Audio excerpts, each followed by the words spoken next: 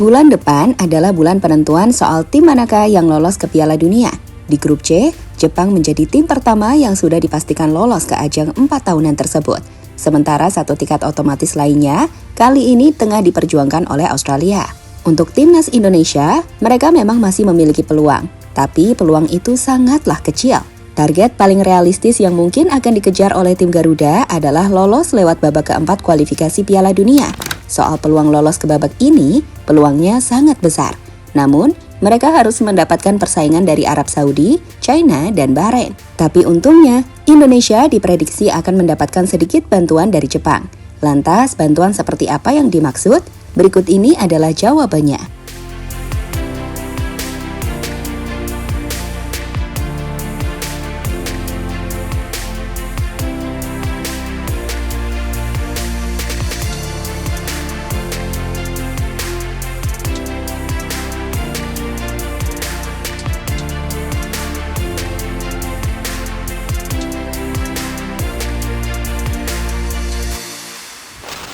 Ya, saat ini timnas Indonesia berada di peringkat 4 klasmen grup C.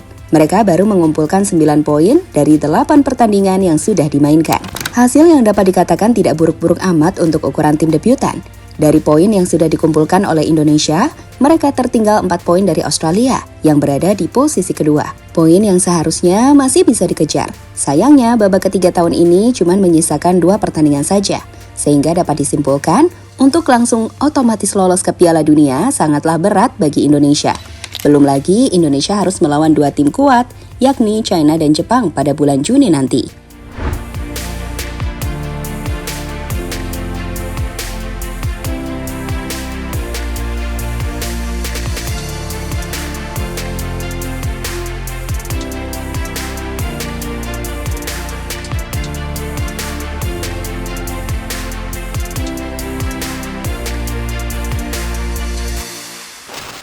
Untungnya masih ada jalan lain supaya Indonesia bisa lolos ke Piala Dunia. Dan jalan ini harus benar-benar dimanfaatkan oleh tim Garuda. Jalan yang dimaksud adalah lewat babak keempat kualifikasi Piala Dunia. Soal ini, syaratnya Indonesia harus finish di peringkat 3 atau 4. Untuk peluangnya cukup besar karena saat ini Indonesia sudah berada di peringkat 4 klasmen sementara. Kini tim Garuda tinggal mempertahankan posisi tersebut hingga babak ketiga kualifikasi Piala Dunia selesai.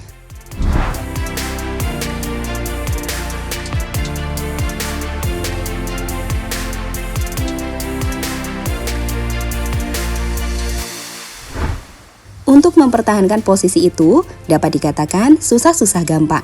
Alasannya adalah karena Indonesia harus melawan pesaing terberatnya, yakni China, yang pastinya juga ingin lolos ke babak keempat. Sementara di pertandingan satunya, Indonesia harus melawan Jepang, tim yang bisa dikatakan menjadi yang terkuat di Asia saat ini. Apalagi pertandingan itu akan dimainkan di markas Jepang, yakni Saitama Stadium. Situasi inilah yang membuat fans Garuda merasa was-was dan tak sabar bagaimana nasib dari timnas Indonesia di babak ketiga kualifikasi Piala Dunia.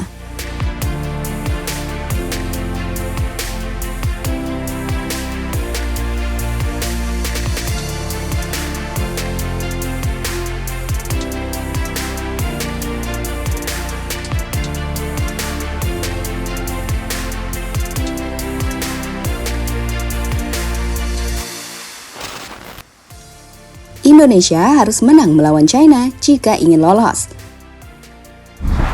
Salah satu cara yang bisa dilakukan Indonesia untuk memastikan lolos adalah dengan mengalahkan China. Jika tim negeri tirai bambu itu mampu dikalahkan, maka membuat Indonesia unggul 6 poin dari pasukan Branko Ivankovic tersebut. Hal yang sekaligus membuat mimpi China untuk tampil di ajang Piala Dunia terhenti. Sayangnya, ada satu tim lain yang bisa saja menjaga langkah dari tim Garuda. Tim itu adalah Bahrain. Tim yang berasal dari Timur Tengah yang terkenal akan dramanya. Tapi sebelum bersaing dengan Indonesia, Bahrain juga harus mampu mengalahkan Arab Saudi. Jika kalah, maka sama saja Indonesia lah yang akan lolos ke babak 4 kualifikasi Piala Dunia. Tapi jika menang, Bahrain tetap memiliki peluang untuk lolos. Dan itu semua tergantung hasil yang didapatkan Indonesia waktu melawan China.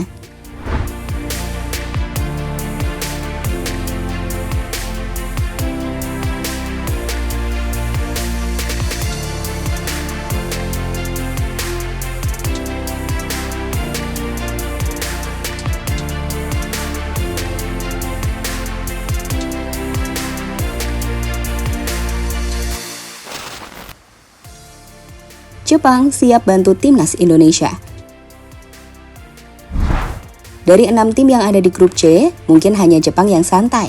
Alasannya adalah, ya karena mereka sudah memastikan diri lolos ke Piala Dunia tahun depan. Jadi, pertandingan lanjutan yang akan mereka mainkan tak akan mempengaruhi status Jepang sebagai tim pemuncak klasmen. Maka dari itu, sebuah gebrakan rencananya akan dilakukan oleh Hajime Moriyasu. Pelatih timnas Jepang tersebut berencana akan memainkan full pemain muda di sisa pertandingan yang dijalani oleh skuadnya. Saya ingin memanggil pemain dengan mempertimbangkan waktu bermain dan cedera. Saya ingin memanggil pemain yang berpotensi menjadi lebih berharga di masa depan dan menyebarkan pengetahuan tentang taktik tim, dan saya ingin menerima tantangan itu. Saya pikir akan baik untuk memanggil pemain yang memiliki pemahaman taktik yang sama dan memperluas cakupan mereka dan pada akhirnya menciptakan tim yang lebih kuat, kata Moriyasu pada Nikkan Sports.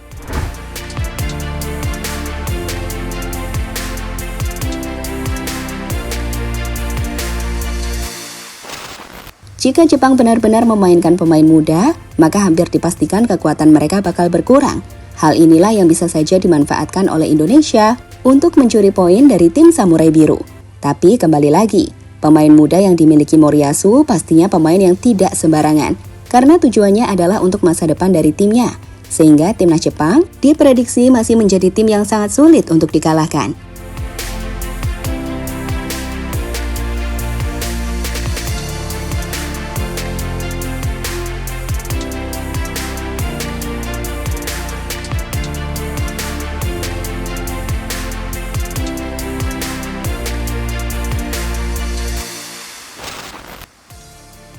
Bahrain dan China protes dengan langkah timnas Jepang.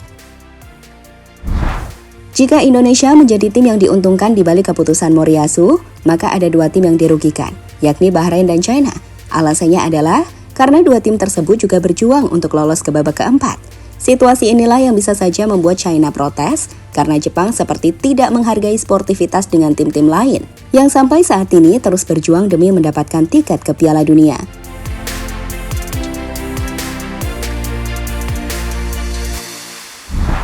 Berbeda dengan China, tindakan lebih ekstrim bisa saja dilakukan oleh Bahrain. Sebagai bentuk protesnya, mereka bisa saja melaporkannya ke AFC sebagai Federasi Sepak Bola Asia.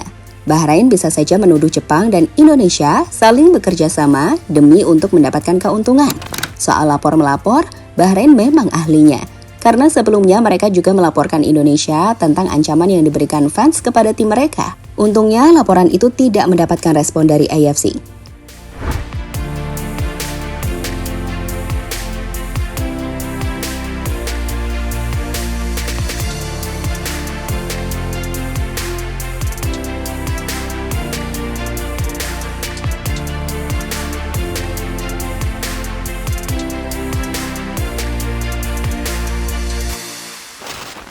Untuk timnas Indonesia sendiri, lebih baik mereka fokus saja mempersiapkan tim.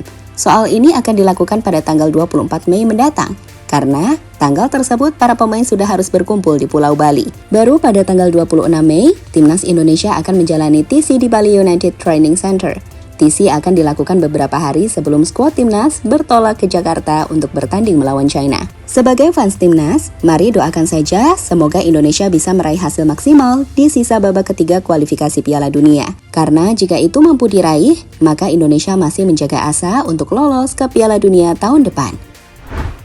Jadi itulah rencana dari Hajime Moriyasu yang cenderung menguntungkan timnas Indonesia. Sebaliknya, rencana itu malah mendapatkan kecaman dari Bahrain dan China yang notabene adalah rival timnas di grup C.